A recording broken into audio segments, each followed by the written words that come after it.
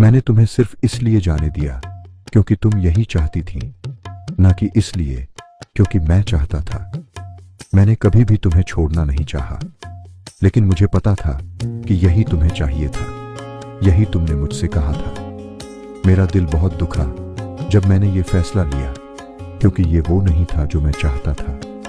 मैंने तब तक तुम्हें थामे रखा जब तक मैं थाम सकता था।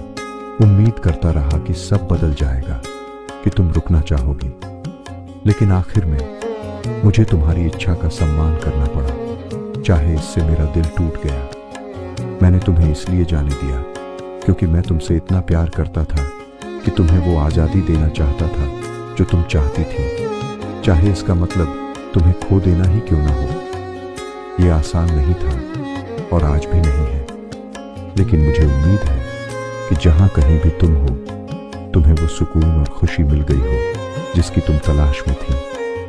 बस इतना जान लो कि मेरा दिल ये कभी नहीं चाहता था, पर मैंने ये इसलिए किया क्योंकि मैं तुम्हारी परवाह करता था। आज भी मैं तुम्हारे बारे में सोचता हूँ और सोचता हूँ क्या तुम भी कभी मेरे बारे में वैसे ही सोचती हो जैसे मैं सोचता हूँ।